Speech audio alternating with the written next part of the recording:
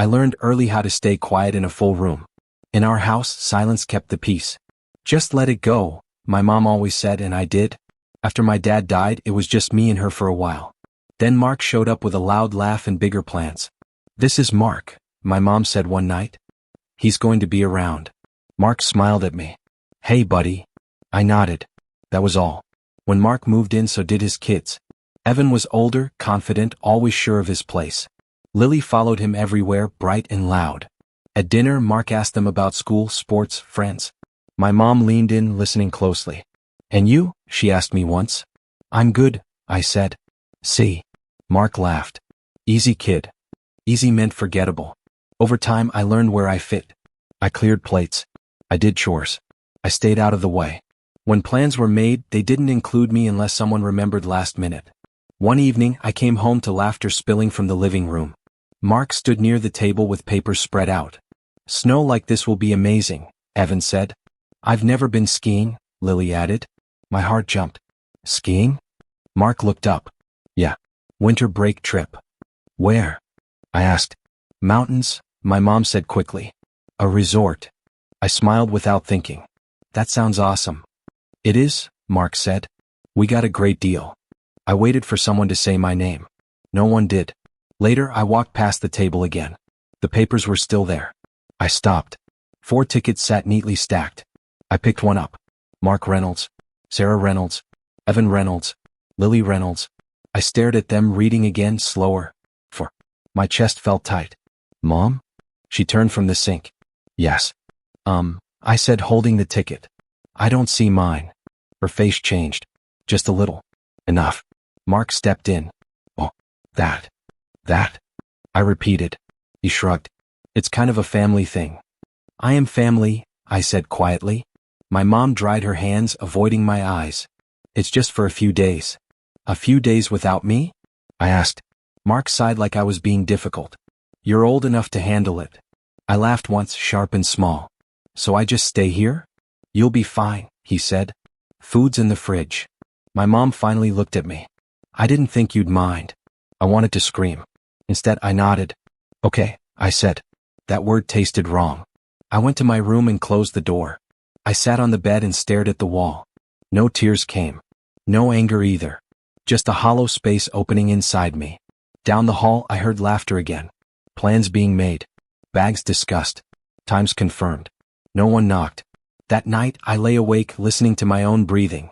I realized something then. I wasn't part of the picture they were packing. I was the space they didn't notice was empty. And somehow, that hurt more than being told to leave. I stayed still, counting the cracks in the ceiling. "Dad wouldn't have done this," I whispered to no one. His voice came back to me, calm and steady. "Stand tall," he used to say. "Even when no one sees you." The next morning, my mom knocked softly. "Can we talk?" I opened the door. "About what?" She hesitated. "About the trip."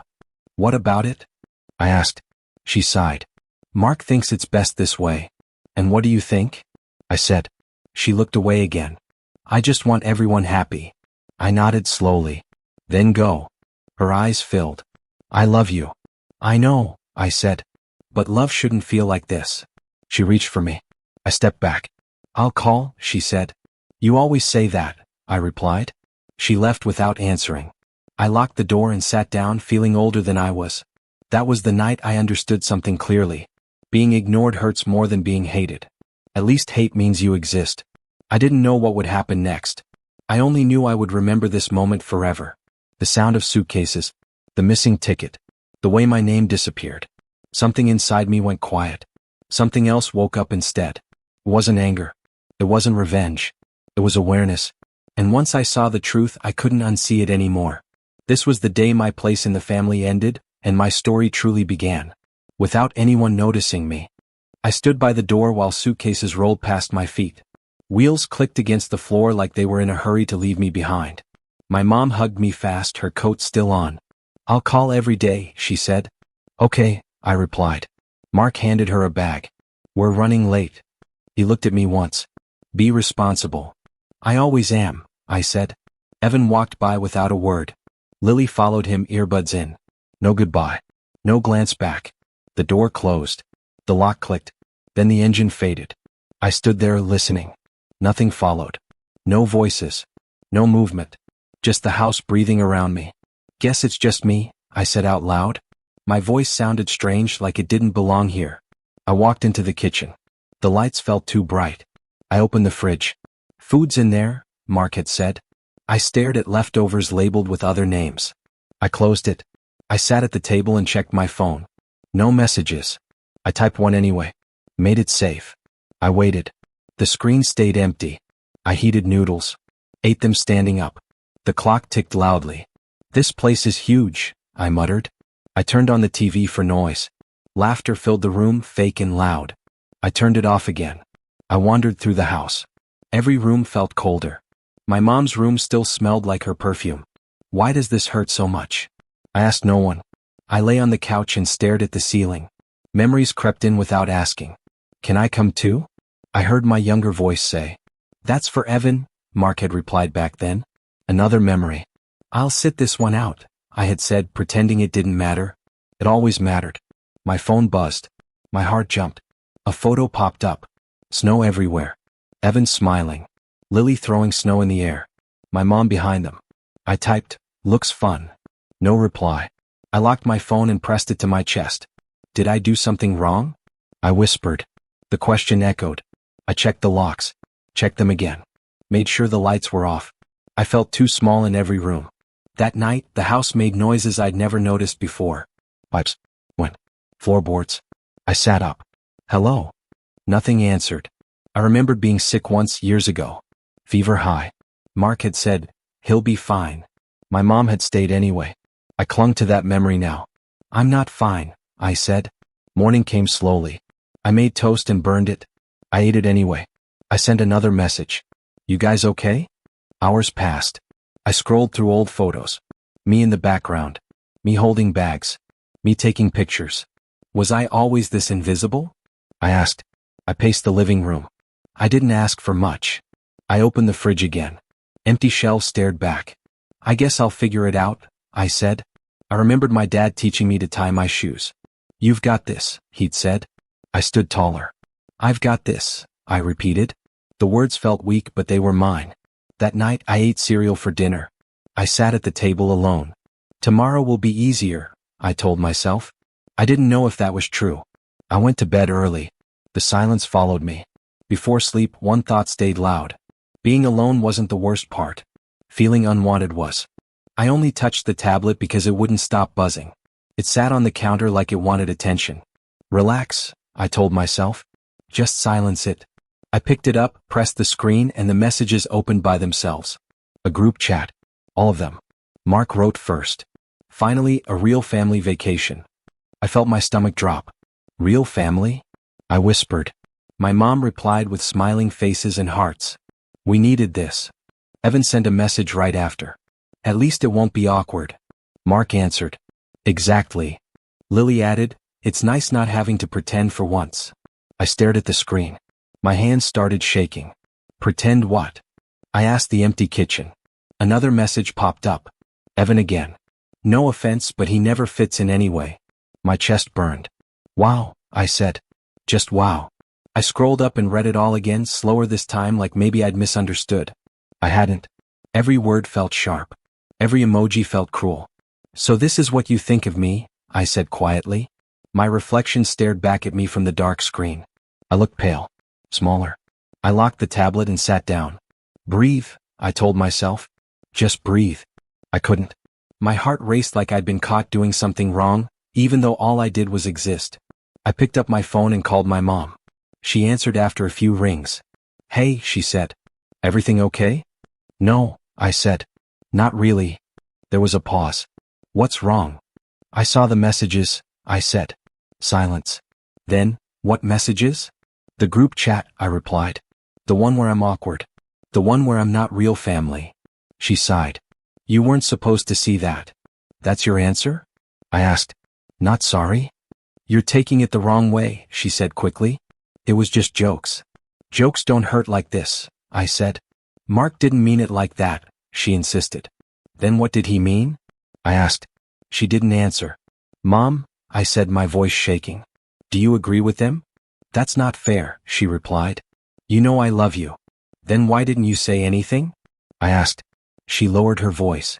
I didn't want to start a fight. So you let me be the joke instead, I said. Please don't do this right now, she said. I heard movement. Then Mark's voice. Give me the phone. Mark, I said before she could stop him. He sighed. Look, you're too old to be this sensitive. That's what you think? I asked. It's just how families joke, he said. You should grow thicker skin. I wasn't joking, I said. I was being left behind. You're not a kid, he replied. You can handle it. I handled being ignored my whole life, I said. I just didn't know you were laughing too. He scoffed. You're making drama. No, I said. You already did. He handed the phone back. My mom spoke again, softer now. I didn't think you'd see yourself that way. I didn't either, I said. Until you showed me. I don't know what to say, she whispered. Then don't say anything, I replied. I ended the call before she could answer. My hands were steady now. My chest felt empty instead of tight. That's it, I said out loud. No more begging. I put my phone down and sat there for a long time. The hurt was still there, but something else was growing around it. Clarity. I finally understood where I stood. I wasn't confused anymore. I wasn't hoping anymore. If they could enjoy a vacation without me, I could learn how to live without needing them. I looked at the tablet one last time, then turned it face down. I see you now, I said. And I choose me.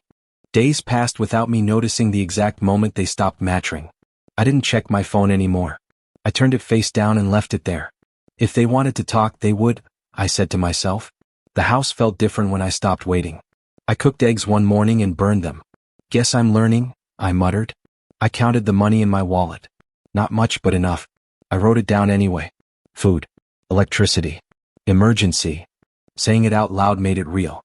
One afternoon there was a knock at the door. I froze. Hello, a voice called. I opened it slowly. An older man stood there with a wool hat and kind eyes. I'm Mr. Harris, he said. Next door. Oh, I replied. Hi. He looked past me, then back at my face. Your family's away? Yeah, I said. He nodded like he already knew. You eating all right? I am, I answered. It was half true. He handed me a small container. Soup. In case. I don't need charity, I said quickly. He smiled. Didn't offer charity. Just soup. I hesitated, then took it. Thanks. He pointed at the door. If anything breaks, knock. That was it. No pity. No questions. That night I ate the soup slowly. Guess strength doesn't always come loud, I said. The days found a rhythm. I woke early. Made lists. I learned how much food lasted how long. Don't waste, I reminded myself. The heater shut off once. I panicked. Then I remembered my dad's voice. Check the breaker first, he'd said years ago. I flipped the switch. The heat came back. Still got it, I whispered. At night, memories came easier now. Not the bad ones. The steady ones. You don't owe anyone your dignity, my dad used to say. I wrote that down too. I started a notebook. Dates. Messages I never got replies to. Money spent. Things said. Not revenge, I told myself. Just truth. Mr. Harris stopped by again. You holding up? I am, I said. And this time it was true. He nodded. Good. Independence isn't loud either. I smiled. Seems like you know that. He tapped his cane. Learned it the hard way. After he left, I looked around the house. It didn't feel empty anymore. Just quiet. One night my phone buzzed. A message from my mom. Are you okay? I stared at it. My fingers hovered. I'm managing, I typed. That was all. I didn't feel proud. I felt steady. I made pasta. Cleaned dishes. Locked doors. The basics mattered now. You're doing fine, I told myself. The hurt still lived somewhere in my chest, but it didn't control me anymore. It sat there, acknowledged. I checked my notebook again. Added the date. Added the silence. Clarity, I said. That's what this is. Before bed I stood by the window. Snow fell outside, soft and quiet. They chose a vacation, I whispered. I chose survival. I turned off the light and lay down. For the first time since they left, I slept without wondering what I did wrong. I didn't need to ask anymore. I already knew I could stand on my own. The call came late, close to midnight. I stared at my phone until it stopped buzzing. Then it buzzed again. Hello, I said. My mom's voice sounded tired. I didn't wake you, did I? No, I replied. I was up. There was noise behind her. When? Voices. Everything's a mess, she said. What happened? I asked. Our flight got delayed, she said. Then the resort said they lost our reservation. I pictured Mark pacing. Sounds stressful. It is, she said. Mark's furious. I stayed quiet. She sighed. How are you doing? I leaned back in the chair. I'm fine. She paused. Just fine? Yes, I said. I'm managing. That's it? She asked.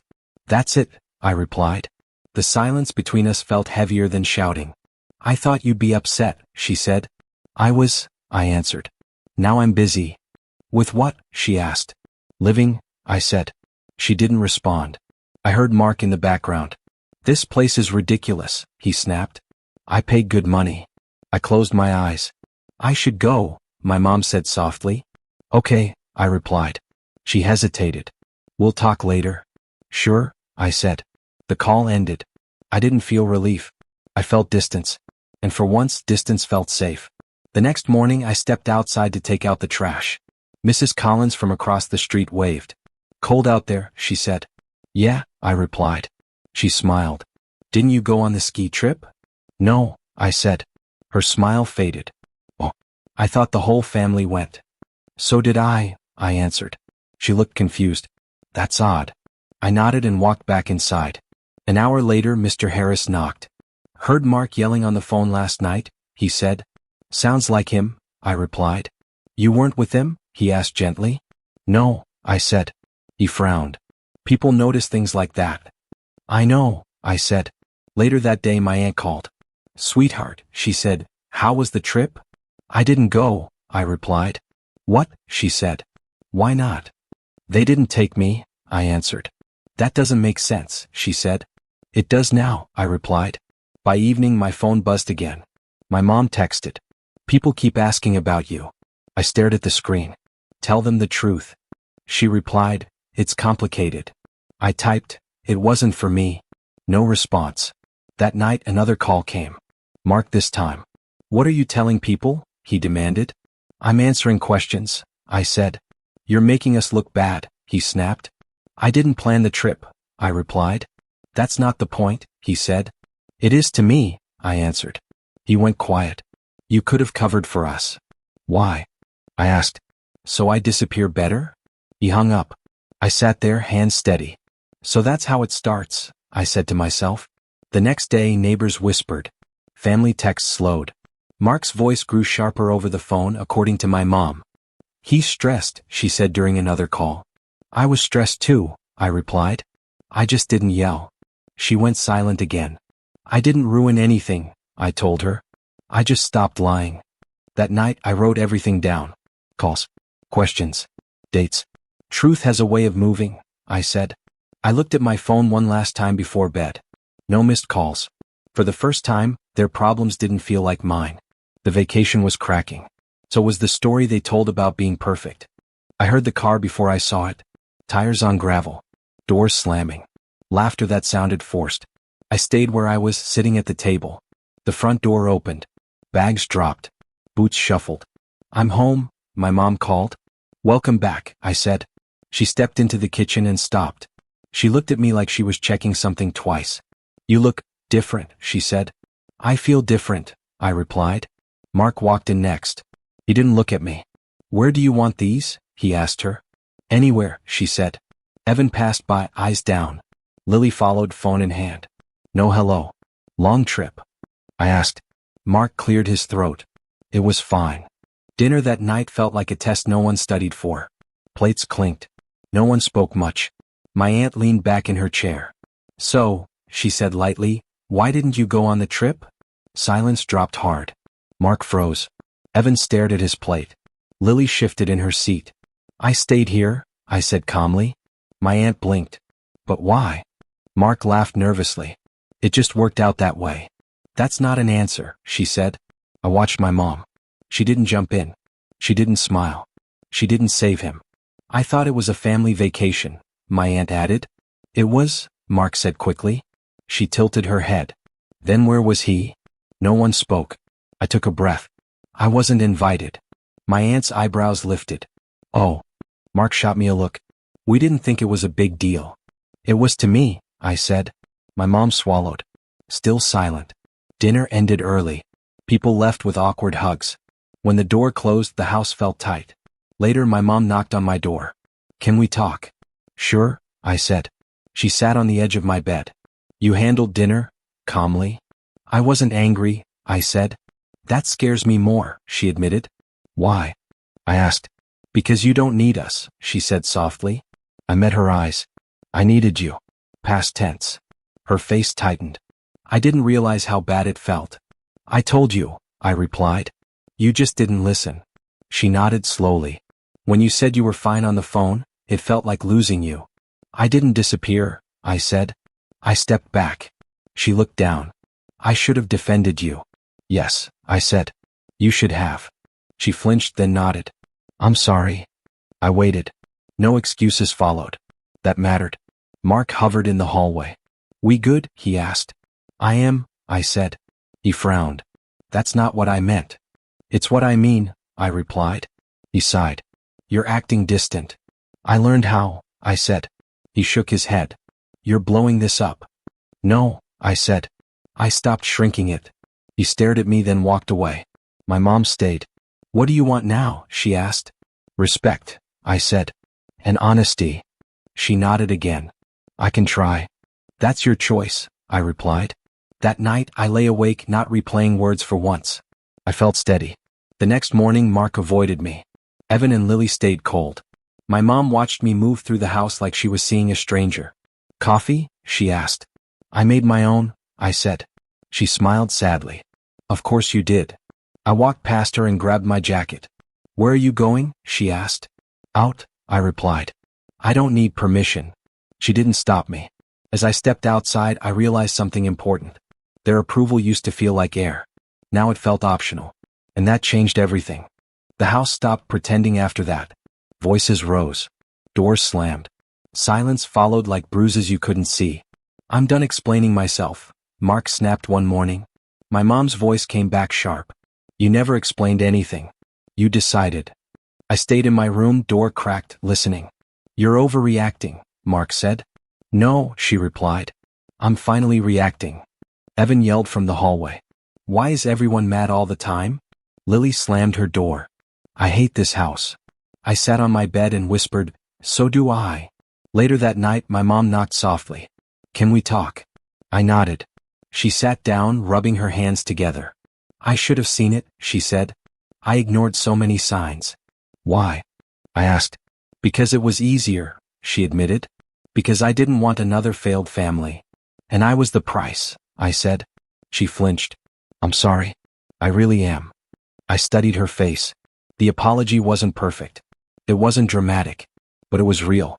I didn't need perfection, I said. I needed you to choose me. I know, she whispered. Mark's footsteps stopped outside the door. He leaned in. We're still a family, he said. Are we? I asked. He sighed. You can't keep punishing us. I'm not, I replied. I'm just not pretending. You need to move on, he said. Holding on to this won't help. I looked at him calmly. Moving on doesn't mean accepting disrespect. He scoffed. You're being dramatic. No, I said.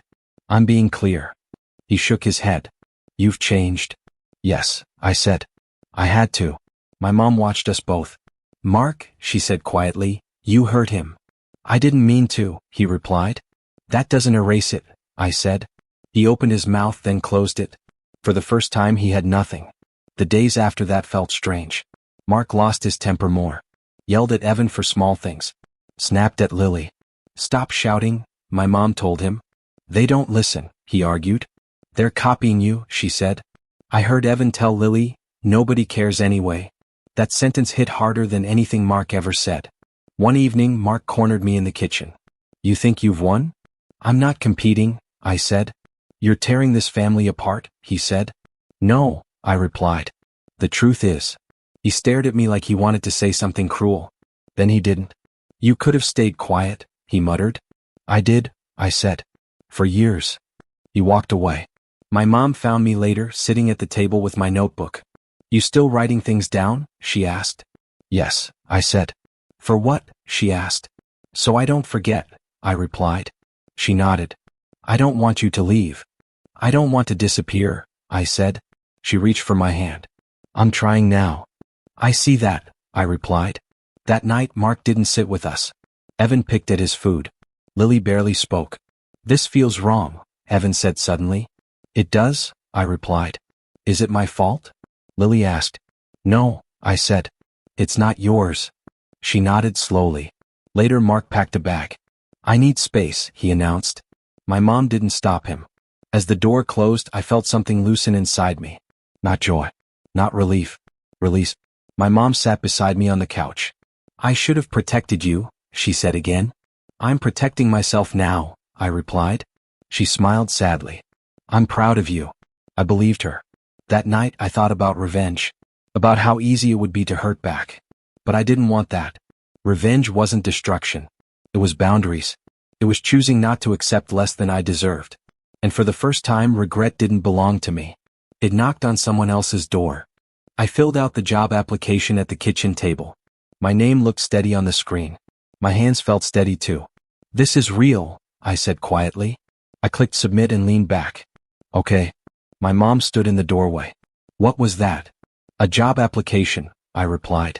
She walked closer. Are you planning something? Yes, I said. I'm moving out. Her breath caught. Already? I've been preparing, I answered. She sat down slowly. I thought we were fixing things. We are, I said. Just not by me staying small. She rubbed her eyes. I can make this right. I know, I said. But love needs action, not guilt. She nodded, tears forming. I hate that I waited too long. I don't, I replied. It showed me who I am. That afternoon, I knocked on Mr. Harris's door. He smiled when he saw the boxes in my arms. Looks like change, he said. I found a place, I replied. Good, he said. Small? Small, I said. Mine. He nodded. I'll help you move. Back home I packed quietly. Clothes, books, the notebook. Mark stood in the hallway watching. So that's it. That's it, I replied. You're just leaving? He asked. I'm moving forward, I said. He crossed his arms. You're overreacting. No, I said. I reacted late. He didn't answer. Evan hovered near the stairs. You're actually going? Yes, I replied. He frowned. It's weird. So was being left behind, I said. Lily watched from the couch. Are you mad at us? No, I answered. I'm done pretending. She looked uncomfortable. That was new. My mom followed me into my room. I don't want you gone. I don't want to disappear, I said. She reached for my arm. I'm proud of you. I need you to show it, I replied. She nodded. I will. The job offer came 2 days later. I read the email twice. You got it? Mr. Harris asked. I got it, I said, smiling. He clapped once. Good. Independence looks good on you. Moving day felt lighter than I expected. No shouting. No begging. Mark watched from the porch as we loaded boxes. Good luck, he muttered. Thank you, I replied. That surprised him. Evan shifted his weight. I didn't think you'd actually leave. I didn't think you'd notice, I said. He looked away. Lily hugged herself. The house feels different. So do I replied. My mom hugged me last. Call me. I will, I said. I looked back once. Not with anger. Not with regret. Just clarity. The new place smelled like fresh paint and quiet. I set my box down and sat on the floor. This is mine, I said. That night my phone buzzed. A message from my mom. I miss you. I typed back. I'm okay. And for the first time it was true. I didn't burn bridges. I just stopped standing on broken ones. I woke up early in my new place and listened to nothing. No doors. No arguments. Just quiet. Morning, I said to myself. The phone rang while I made coffee. Hey, my mom said. Hey, I replied. I just wanted to hear your voice, she said. I'm on my way to work, I said. That's good, she replied. How is it? It's steady, I said. I like steady. She paused. I miss you. I know, I answered. I'm okay. She breathed out. I'm trying to do better. Keep trying, I said. We hung up without guilt hanging between us. Days found a rhythm. Work, dishes, sleep. I wrote lists on the fridge. You're doing fine, I told myself. Mr. Harris stopped by once. You settling in? Yes, I said. It feels right. He smiled. That's how you know. My mom called more often. Sometimes we talked about nothing. Did you eat? She asked. Yes, I said. Did you sleep? She asked. Yes, I said again. She laughed softly. I like hearing that. We didn't talk about Mark much. When his name came up, it was brief. He's staying busy, she said once. That's good, I replied. I meant it. His place in my story was shrinking. Evan texted one night. This place feels empty. I stared at the screen. It always was, I typed. He didn't reply. Lily sent a picture of the living room. Your chair is gone. I took it with me, I replied. She wrote back, I didn't think you'd leave. I didn't think you'd notice, I said. She sent a sad face. I didn't add anything else. At work, my manager said, You're reliable. Thank you, I said. Those words stayed with me. One evening, my mom visited. She stood in the doorway looking around. It's small, she said. It's enough, I replied. She nodded. I'm proud of you. I need consistency, I said. I know, she answered. We sat at the table. No tension. No apologies on repeat. I should have protected you, she said quietly. I protected myself, I replied. That matters. She reached across the table. Can we build something new? Yes, I said. Slowly. When she left, the place stayed calm. Weeks passed. Seasons changed. I stopped checking my phone for approval. One night, Mark called. I let it ring. It stopped. I didn't feel victory. I felt peace. I stood by the window and watched snow fall. I was left behind once, I said. I won't leave myself again. The quiet answered back. And for the first time, it felt like home. My mom called again the next weekend. Can I come by? Yes, I said. Bring coffee. She laughed.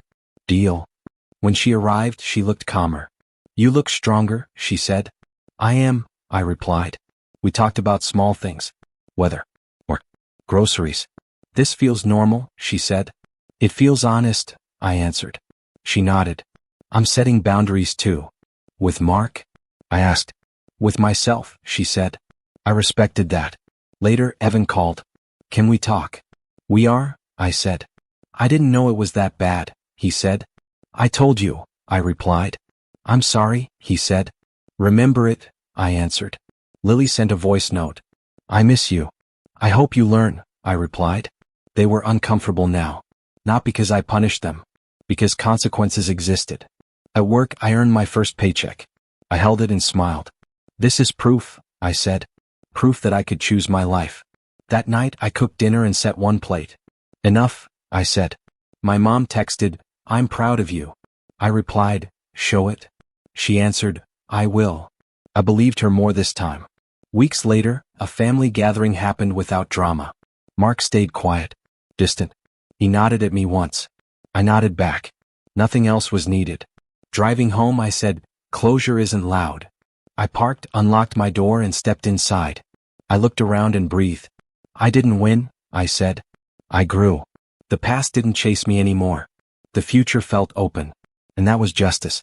I sat on the floor and wrote one last note. Remember who you are. I taped it near the light switch. Every morning I read it. Not out of fear. Out of respect.